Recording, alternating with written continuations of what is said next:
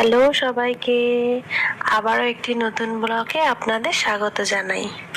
আজ বুধবার। প্রতিদিনের মতো সকালে উঠেই আমার ফার্স্ট কাজ থাকে চেঞ্জ করে রান্না করা।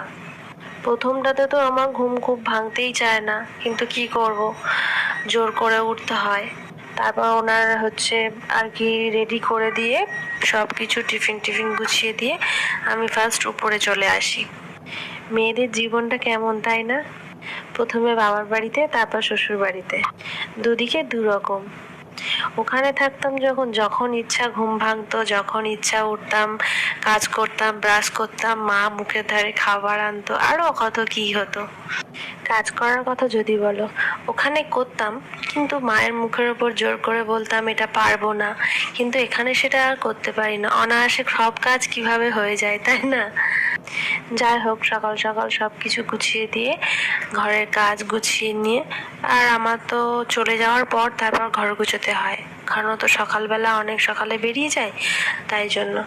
এবার দেখো, স্নান টান করে আমি ঘর কাজ ছেড়ে কাচাকুচি করে ছাদে মেলতে এসে দেখি এই ফুলটি ফুটে আছে। যাই হোক, ঠাকুরের ঘটে দিতে পারবো, এটাই হচ্ছে ব্যাপার। আর দেখো, দুটো গোলাপও ফুটেছে সাথে, কি মিষ্টি লাগছে দেখো। এই যে আমাদের গাছে আগের ভিডিওতে দেখিয়েছি জাম হয়েছিল না প্রচুর, সেই জামের দানা আমি শুকনো করে রাখি, কারণ ওগুলো আমার দিদি আর কি সুগার পেশেন্ট, ওনাকে দিতে হয়। ছাদে জামা কাপড় মেলতে গিয়ে দেখি হঠাৎ বৃষ্টি নেমে এলো, তাই নিয়ে সব নিচে চলে এলাম। সে নিচে বারান্দায় মেললাম, কি করব, আর জামা কাপড়গুলো কবে শুকাবে তাও জানি না, 2 দিন লেগে যাবে। আমার সময়গুলো এভাবেই কেটে যায়।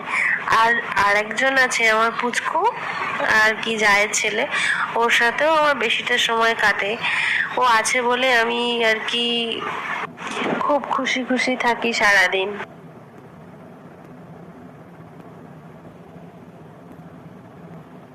তারপর কদিন এতটা কাজের চাপ ছিল, ভাইয়ের বিয়ে ছিল। ভাই বলতে আমার দেওর, আমি ওকে ভাইই বলি। শুধু ছোটো হাঁটা করতে করতে নাজেহাল। তারপর এখন নতুন বউ, সে এখন বাপের বাড়িতে গেছে কয়েকদিন। যাই হোক, প্রথম একটু মনটা কষ্ট লাগে, আমিও এরকম সময় ফেস করে এসেছি, আর কি করা যাবে।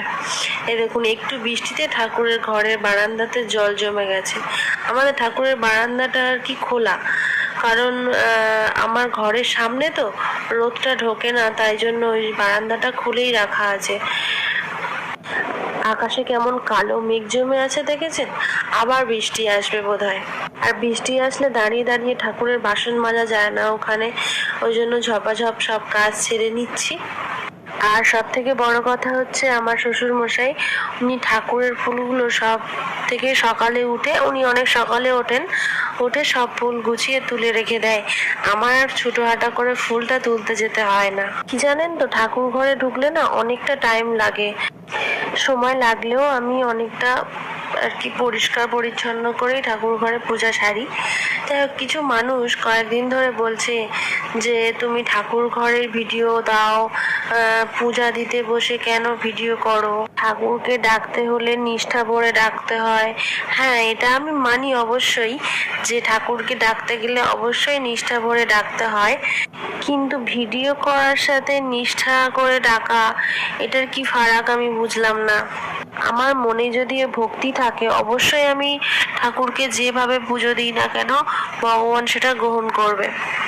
যাই হোক, এত কথার কাজ নেই, তোমরা আমার ভিডিও দেখো, এটাই আমার অনেক পাওয়া।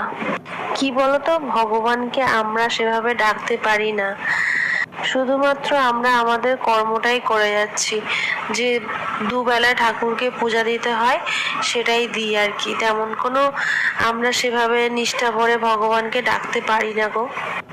যাই হোক, অনেক কথা বলে ফেললাম, জ্ঞান দিয়ে ফেললাম। চলে এলাম ঘরে।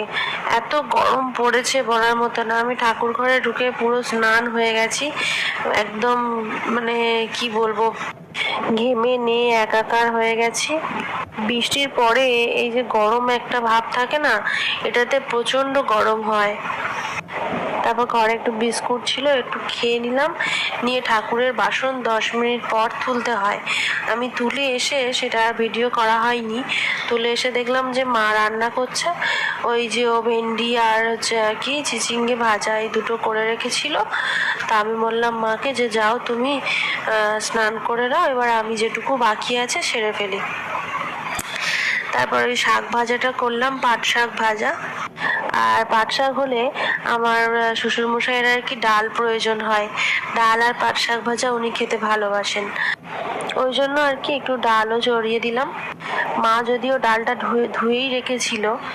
রান্না সেভাবে আমি পারি না, যেমনটা করি তেমনটাই সবাই খায় আর কি। তো মা বলে গেল এইগুলো দেবে, একটু লঙ্কা, একটু তেজপাতা, একটু পাঁচফোড়ন, এগুলো দেবে, ডালটা খেতে ভালো লাগবে। আমি সব কিছু দিলাম। ডালটা দেওয়ার পর একেবারে চাপিয়ে দিয়েছি। এই যা, পেঁয়াজটা দিতে ভুলে গেছিলাম, লাস্টে পেঁয়াজটাই দিলাম। যাই হোক, ভাজা ভাজা করতে করতে পেঁয়াজটা ভাজাই হয়ে গেছিল। তারপর জল দিয়ে একেবারে চাপিয়ে দিয়েছিলাম ডালটা। ওটা ফুটতে ফুটতে মা আমাকে বলল যে একটু ডিম ভাজো। আমার দেওর শ্বশুর বাড়িতে গেছিল, ওর তো ফার্স্ট শ্বশুর বাড়ি, তা ও চলে এসেছে আর কি। এসে মাকে বলল যে আমি একটু ডিম ভাজো, শুধু এই দিয়ে খেতে পারবো না। তা ওর জন্য একটু ডিম ভাজতে গেলাম। তো ডিম ভাজতে গেলাম, মা বললো সবার জন্যই ভাজো। আমি প্রত্যেকের জন্যই ভেজে নিলাম। সকালে মাছের ঝাল করে দিয়েছিলাম বরকে, ও খেয়ে ও তো খায় না, নিয়ে চলে যায়। আমি 1-1.5 বছর হতে যাচ্ছে আমি এসছি বাড়িতে। আমি কোনোদিন দেখিনি ওকে ভাত খেয়ে যেতে, বা কোনো টিফিন জাতীয় কিছু দিলে খেয়েও যায় না, বলে আমার শরীর খারাপ লাগে, আমি খাবো না। যাই হোক, ওই জানলা দিয়ে দেখা গেল ওটা হচ্ছে আমার